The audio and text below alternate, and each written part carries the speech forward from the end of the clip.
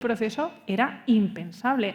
Y recibes, o sea, con una grata satisfacción que ahora vienen a las reuniones y son ellos los que están continuamente, que han pasado de una idea inicial de crear un centro de interpretación del río Tajo a que no vamos a crear un edificio, el propio museo va a ser el propio estuario del Tajo y ahora vamos a repensar con un artista cómo, o sea, las implicaciones, con varias artistas, las implicaciones que tiene el Tajo en su paso por nuestra municipalidad, nuestro ayuntamiento, y vamos a repensar esta isla artificial que hay en medio del Tajo con esta, o sea, de repente emergen, ¿no? Amplían su imaginario, son capaces de empatizar no solo con otras especies, sino con otras entidades, y de repente surge un poco la magia. Y lo bonito de estos proyectos europeos es justo eso. Hay luego otros casos que son muy complicados, ¿no? O sea, tienes que andar a veces con pies de plomo, ¿no? A nosotros nos ha costado mucho establecer como canales de comunicación efectivos, realmente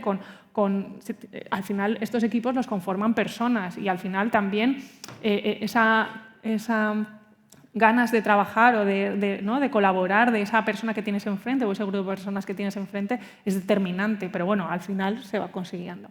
Y de hecho, con esas ganas de pensar, a mí me gustaría preguntaros a Marina y a Rosa qué es lo que haría falta en una institución cultural, qué es lo que le haría falta a una institución cultural para convertirse en un zopo, qué es lo que le haría falta o qué es lo que tiene que hacer una institución para poder abrazar estas otras lógicas o ampliar estos imaginarios o dar agencia a estas otras entidades, ¿no? En todos los procesos. Yo antes quería contar una cosa de las resistencias, ¿no? Es decir, la primera resistencia es un proyecto europeo, que es ultraburocrático. Entonces nosotros volvemos y decimos, no, es que en vez de haceros un report de 27 páginas, os vamos a enviar un proyecto artístico. Imposible, ¿no? Entonces, ahí está nuestra lucha, ¿no? También cambiar. Somos un poco cabezotas, pero decir, ¿cómo? Imposible. ¿Por qué no puede ser? No puede ser más rico, puede ser... Y entonces ahí estamos, ¿no? Intentando que el trabajo de Andrea sea el report, uno de los reports que nos piden de la narración de todo lo que supone este proyecto de varios años que llevamos con Bauhaus of the Seas, ¿no? Quizá por complementar, antes de que contestes, Eva, y también respondiendo a Eduardo, quizá una de las cosas que más cuesta es entender que la interdisciplinariedad no es como disciplinas que existen que ponen en común conocimiento solamente, ¿no? A nosotros nos gusta mucho cambiar la palabra por esta palabra que sugirió Karen Barat, que es intradisciplinariedad o intraacción, ¿no? Donde en realidad no es compartimentos estancos de conocimiento que comparten conocimiento, sino que es intra, es decir, que es la asociación de distintos perfiles la que cambia cualitativamente tus capacidades y tus agencias para relacionarte con el mundo. Entonces, claro, cuando empiezas con el inter, todo el mundo está cerrado entre lo que domina. Y si, no te digo ya si es un ayuntamiento, un museo o la Comunidad Europea, ¿no? Y sus burocracias. Sin embargo, poco a poco el trabajo está siendo como reblandecer eso para entender que no es que pongamos en común lo que tú sabes y lo que yo, sino que asociarnos de determinada manera, incluyendo a lo más que humano, cambia nuestras capacidades de relacionarnos con el mundo. Ese es el desafío y la mayor dificultad, ¿no? ¿Tú querías contar algo antes? Bueno, en realidad está conectado justo con la pregunta de Eva. Y yo es que iba a decir que tengo la sensación, o pienso, corregidme, que ya hay muchas instituciones, y de hecho ha habido muchas instituciones a lo largo de la historia, que han implementado el modelo SOP sin saber lo que era un SOP. Es decir, que estas fases de mapeo, observación, escucha, implementación, acción, siguen un poco patrones del activismo tradicional que están mucho más categorizados, teorizados y ahí también entra el componente legal, que es fundamental, como comentaba Rosa, pero que ya han existido, ¿no? Que no es un descubrir nada nuevo, sino es nombrarlo, facilitarlo y posibilitarlo, ¿no? En ese sentido. Y yo quería comentar pues, una anécdota retomando con la primera pregunta de qué proyectos de TVA21, de TVA21 Academy nos han movido desde algún lugar, y es que nosotros llevamos 3 años trabajando con la ciudad de Córdoba, aquí en España, con un convenio con la Junta de Andalucía y el Ayuntamiento de Córdoba, por el cual hemos estado participando y comisariando programas públicos y exposiciones en el Centro de Creación Contemporánea de Córdoba. No sé si conocéis este museo, es un museo puntero, con unas instalaciones alucinantes, que está justo ubicado al otro lado de la mezquita de Córdoba, literalmente son 10 minutos andando. Y, sin embargo, está totalmente desconectado, no está dentro de los circuitos turísticos, ha tenido muchas dificultades para estar conectado tanto con la propia localidad de Córdoba como con todo el turismo nacional e internacional. Y cuando llegamos allí, en ese momento sin conocer el modelo SOP, de alguna forma la intuición era decir, bueno, nosotras somos ajenas aquí, lo primero que hay que hacer es pasar mucho tiempo aquí, escuchar, hablar, relacionarnos y mapear, ¿no?, de alguna manera cuáles son las necesidades de la comunidad cultural local en este sentido, pero también de diferentes asociaciones de ecologistas, del Ayuntamiento de Córdoba, de muchos actores que estaban allí, ¿no? Y fue, por contaros 2 pinceladas de 2 proyectos muy bonitos, uno fue totalmente frustrado, que esto también hay que decirlo, ¿no?, que hay veces que las ideas están muy bien y la imaginación radical es estupenda, pero a veces falla porque hay barreras y hay obstáculos. Y fue que en el momento en el que llegamos allí, pues hablando con diferentes colectivos de artistas, nos dijeron pues, que al lado del museo había un descampado enorme que no se estaba utilizando para nada, pertenecía al ayuntamiento y empezamos a pensar qué hacer allí. Se involucraron muchísimas personas, las comunidades locales, asociaciones de vecinas, biólogos, artistas. Diseñamos un proyecto precioso del cual salieron diferentes ideas. Uno de ellos fue que se hizo una guía de plantas que crecen salvajes, que son plantas silvestres y que tienen muchísimos beneficios, que se han utilizado también a nivel medicinal, a muchísimos niveles, y que estaban creciendo en ese solar que aparentemente no había nada y que se desbrozaba constantemente por parte del ayuntamiento. Entonces se diseñó un proyecto muy bonito para que también fuera parte del museo y bueno, el proyecto frustrado es que un día llegamos y lo habían pavimentado entero y habían construido un parking para las personas que iban a visitar Córdoba. Déjame que te interrumpa un segundo. Sí. Yo creo que esto es muy importante también para entender lo que quiere hacer la Academy, ¿no? Porque dices, bueno, un proyecto de conocimiento de las especies, ¿no? Nosotros queríamos ir más allá, hay dentro de lo que ella dice, de lo que dice Marina sobre la escucha, ¿no? Hay un proyecto latente de muchísimas organizaciones de la ciudad que quieren lo que se llama renaturar, que en realidad es naturar la ciudad, ¿no? Y conectar el centro de la ciudad y protegiéndolo un poco del desgaste turístico con diferentes espacios que hay no construidos, etc. Y hay un proyecto que estaban a punto de convencer al ayuntamiento de que se presentara a Europa, ¿no?, en el marco de las ayudas de regeneración urbana. Entonces nosotros ahí lo que intentábamos no es solo ayudar a unos artistas o pensar, es eso que nosotros llamamos advocacy, ¿no? Como con un poco de impulso, ¿no? Si tenemos alguna capacidad, como teníamos una capacidad de diálogo en ese momento con el ayuntamiento importante, empujar. Entonces, lo primero que nos encontramos es un parking de cemento. Entonces, bueno, nos dimos cuenta que nuestra capacidad era más bien cosmética, como tú decías, ¿no? Vienen aquí con sus obras y tal, pero la cosa de la transformación iba a costarnos más, ¿no? Sí, luego la parte más optimista, o el otro proyecto que sí que, de hecho es un proyecto que sigue todavía en marcha, estoy cerrando. Lo otro que nos dijeron es que realmente es una ciudad que tiene el río Guadalquivir y que vive de espaldas al río Guadalquivir, ¿no? Que es uno de los únicos ríos que no están pavimentados de Europa y, sin embargo, pues la ciudad prácticamente cruza los puentes, pero no hay una interrelación con el río, ¿no?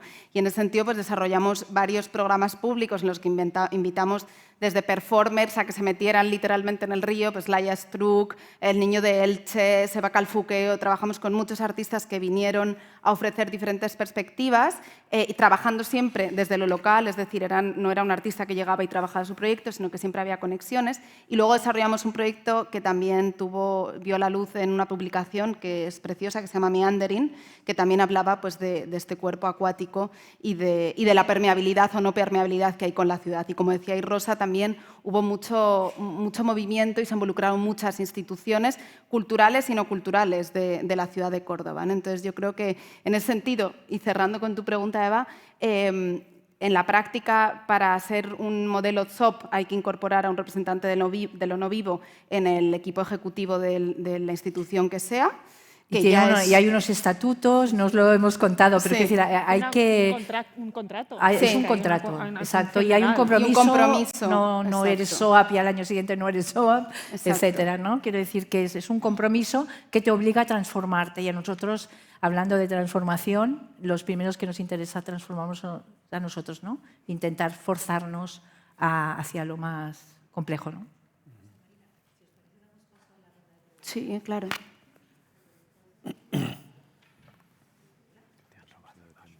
No sé si funciona. Bueno, solamente comentaros que Pública también se puede seguir de forma online, entonces hay personas que os están escuchando desde sus casas, desde sus trabajos, y también quieren trasladaros algunos comentarios, como Blanca Rodríguez de Arezzo, que comenta que es muy interesante, que ciencia y arte cada vez están más integradas, lo transectorial, la cultura contemporánea, etcétera, y nos pide que el próximo Pública hagamos un taller para emular proyectos en el modelo ZUP. Y luego también Sara García, que nos propone conocer su plataforma Probeta Magazine. Probeta Magazine, no sé si la conocéis. Entonces, si tenéis preguntas también aquí en el público, queríamos dar un poco de voz a los online. Aquí. Quisiera que me concretaran un poco el procedimiento para conseguir tener esa calificación de ZOP. Sí. Te contamos. ¿A dónde acudir? ¿Qué trámite seguir? Quien lidera este proyecto... Y me interesa mucho saber esa persona que representa a lo no humano, quién tiene que ser, si tiene que ser una persona diferente a la actual directiva, si puede ser cualquier persona de la actual directiva o no.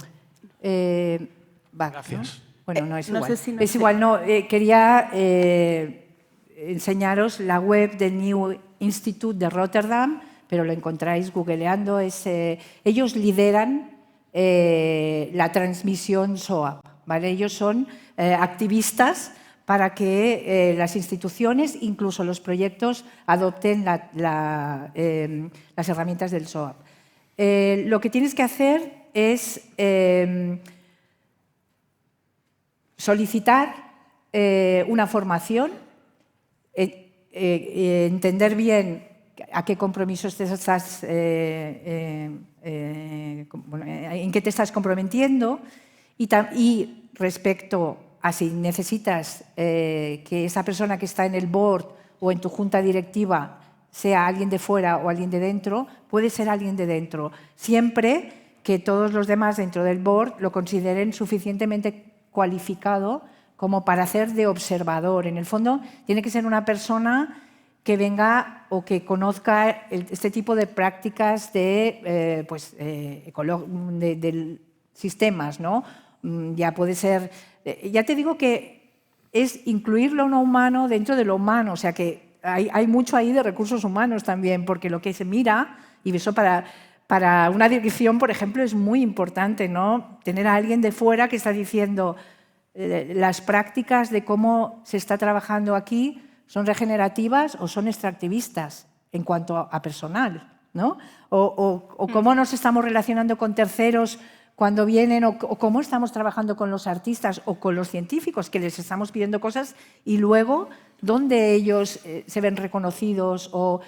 Se trata siempre de no participar de prácticas, de ser consciente de cómo te relacionas con los demás humanos y con los no humanos, ¿no? En el sentido de decir, incluso los no humanos que no están en tu jardín, porque nosotros tenemos allí la laguna, pero si te dedicas a hacer exposición... Nosotros, por ejemplo, tenemos la política de hacer el mínimo papel posible, ¿no? No imprimimos. Y eso es un acuerdo que hemos hecho en un board, ¿no? De decir, tenemos menos representación, a lo mejor pero nos compensa, y entonces, porque somos menos, hacemos menos daño al final, la biodiversidad, incluidos los humanos, ¿no? Eso es un poco el SOAP. Y otra cosa que hacemos, por ejemplo, en el Ocean Space, que viene marcado por esto, es que nosotros, es una iglesia, como habéis visto, desacralizada del barroco, maravillosa, con unos techos brutales, ¿no? Una altura brutal. No lo calentamos ni lo refrigeramos. Eso para nosotros que estar en Venecia supone muchísimo esfuerzo de todo, también económico, es tener unos meses, muchos meses cerrado el espacio. Y también, cuando hemos hecho una rehabilitación, sí, ¿no? Y condiciona el tipo de obra, condiciona el tipo de claro, que ¿no? se expone ahí, ¿no? Pues poner pintura, por ejemplo, pues es un reto, o ciertos Sí. tipos de formatos, ¿no? Además, ¿no? Pero quiero decir, pero ya solo con cerrar es una apuesta a la que hemos llegado por no nos parece que podamos calentar este espacio con lo que ello supone, ¿no? Para el planeta. Entonces, hay que todo el rato, y por supuesto hay muchas cuestiones que son muy subjetivas, ¿no? Hay como una, por eso yo decía, es más que un prototipo, un probotipo, ¿no? En el sentido de provocación, de estar tú constantemente teniéndote que medir, pero no medir tu huella de carbono, todas esas cuestiones que por supuesto tenemos que hacer todos, y los museos, y ver, nosotros tenemos políticas, cuánto podemos viajar, cuánto no podemos viajar, si merece la pena, si no, todas estas cuestiones que ya los museos tienen muy implementadas. Es una actitud como de regenerativa en relación a la vida, ¿no? Es un poco abstracto, pero luego es muy concreto, ¿no? Mira, yo sí que te podría contestar también, o sea, como complementando la respuesta de Rosa, o sea, que yo conozco más o menos los perfiles, por ejemplo, de todos los Speakers for the Living, ¿no? Que están incluso en el de New... o sea, este portavoz de lo más que humano, tal, puede estar dentro de la institución. Por ejemplo, en el New Institute, que fue el primero, la persona que hace el rol en el board del Speaker for the Living es la persona que estaba encargada de todo el jardín del New Institute, que tiene una parte, un jardín muy amplio en Rotterdam, y es esa persona la que está, o sea, velando todo el rato por lo más que humano. Pero, por ejemplo, en los 7 pilotos que tenemos en Bauhaus of the Sea 6, que hay un Speaker for the Living en cada uno de ellos, en casi todos, por ejemplo, esta mañana he estado con la Speaker for the Living del piloto de Génova, ¿no?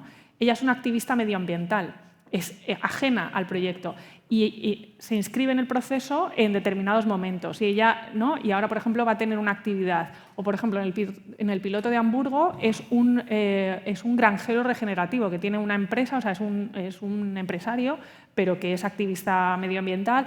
Y, de hecho, como está fuera y el peso y la actividad que ha tenido en ese piloto ha sido determinante, tiene una remuneración económica, ¿no? O sea, en el caso del New Institute, por ejemplo, como era una persona dentro de la institución, lo que se ha hecho es que dentro de su organigrama laboral tiene unas horas específicas para defender, ¿no? En todas las decisiones políticas de la institución, esa agencia de lo más que humano, desde el contenido de las exposiciones hasta cómo se aborda, o yo qué sé, por ejemplo, en Rotterdam, que tiene un prototipo en el proyecto, en el programa de uno de los proyectos, ¿no? O sea, ella ha tenido un papel fundamental también en como la definición y en el cierre del programa del prototipo.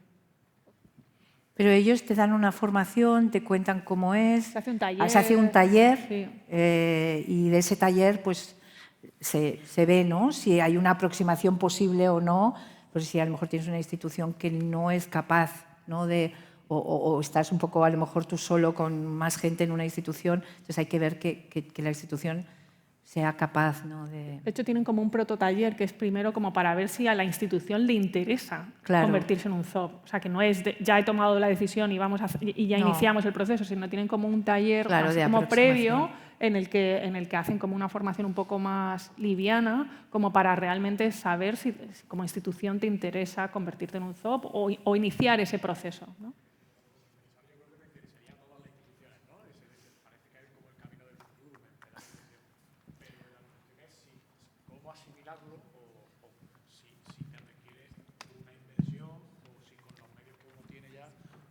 Personal que uno tiene lo puede hacer. O sea, requiere una pequeña inversión, por ejemplo, porque este prototaller tiene, o sea, se paga, vamos, o sea, ellos tienen la fundación, ¿no? O sea, de hecho está creciendo bastante rápido, o sea, de hecho nosotros hemos intentado, ¿no? Ampliar el proyecto también y a otros lugares, o sea, implementarlo en otros lugares de España, no solo en TVA y en la Academy, en Ocean Space, sino que como abrir el proceso a otras tal, pero sí que tiene como una pequeña inversión de la institución y luego el protocolo ZOP lo puede incorporar dentro de los recursos económicos que tiene la institución. Yo creo que es fácil, o sea, no es complicado. Muchas gracias. Ya no hay tiempo para más preguntas, entonces tenemos que terminar la mesa aquí. Es muy interesante. Gracias.